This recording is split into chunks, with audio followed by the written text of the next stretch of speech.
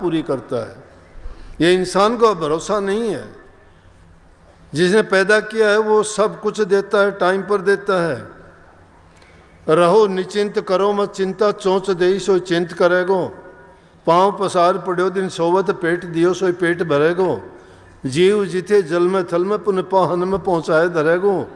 भूख ही भूख पुकारत है सुंदर के तू तो भूख मरेगो।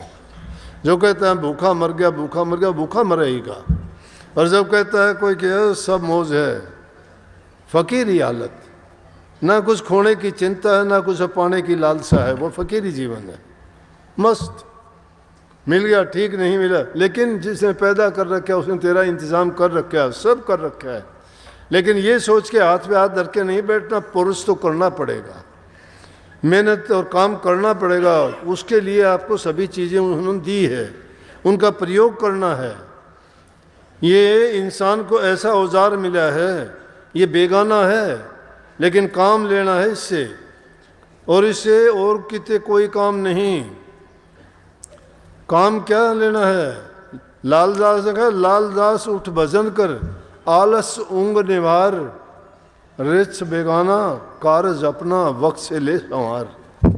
ये रास बेगाना है और वक्त है थोड़ा सा, तो कुछ समय के लिए औजार मिला है, तुम अपना काम संभाल ले इससे। उठ के भजन कर, भजन से काज संवरेंगे। भजन कोई गीत गाना नहीं, भजन करना है प्रभु का चिंतन करना, मनन करना, उनको याद करना। प्रभु को याद करोगे, अपने ही ख्यालों में कोई बुराई नहीं रहेगी। ये हो नहीं सकता कि कोई समुद्र के पास बैठा हो और प्यासा मर जाए। ये कोई हो नहीं सकता कि कोई बगीचे में जाए और कहे कि मुझे दुर्गंध आती है। ये हो नहीं सकता कोई अग्नि के पास बैठ के कह दे मुझे सर्दी लगती है, क्योंकि उनकी तासीर है उसको ठंडक देने के लिए। महापुरुषों के पास जाके कोई दुष्ट आदमी ही ऐसा होगा जो नहीं सुधरता, जिस पर कोई काल महाराज की विशेष कृपा हो, वो है संतों से आदमी खाली आता है।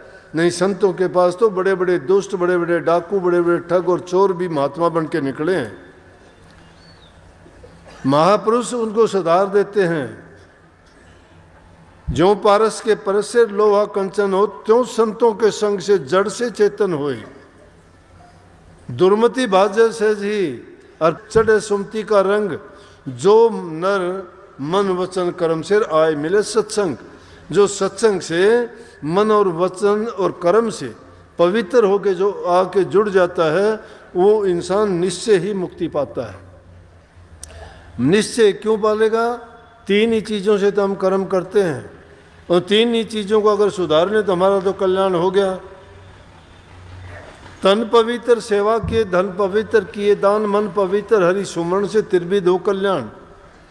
तन को पवित्र करना चाहते हो तो सेवा किया करो, मन को पवित्र करना चाहते हो तो प्रभु का चिंतन किया करो, नाम जपया करो, अभ्यास किया करो, सुमरण किया करो, ध्यान किया करो।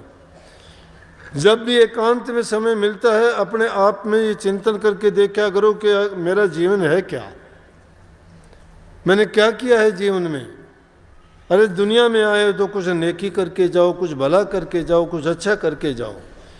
ये नहीं कि जिनके लिए तुम पाप कर्म करते हो, जिनके लिए तुम भीख मांगते हो, जिनके लिए तुम अपना दीन धर्म खो देते हो, जिनके लिए तुम बड़े से बड़ा पाप कर जाते हो, वही तुम्हारा अंत टाइम में साथ छोड़ देंगे।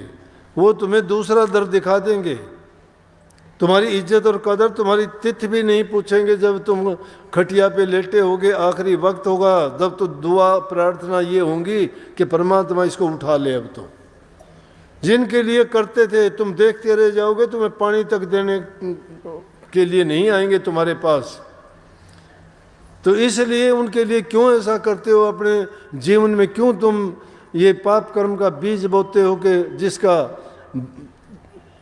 परिणाम तुम्हें भुगतना पड़ेगा दूसरों को सुख देने के लिए। अपने सुख को नहीं देखते। हमें सुख किस चीज़ से मिलेगा? प्रभु की भक्ति में। नाम हर चीज़ को पवित्र करने वाला है।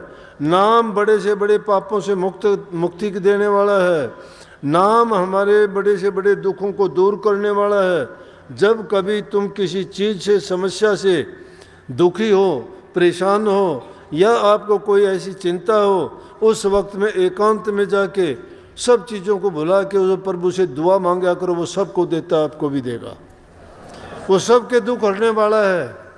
ये हो नहीं सकता कि आप पुकार करो वो सुनेगा नहीं, सब सुनता है वो, लेकिन पुकार में हमारी में सच्चाई नहीं है। जब मतलब होता है तो उसको याद करते हैं, खाली वक्त में तो हम खुदा खुद ही बन जाते हैं।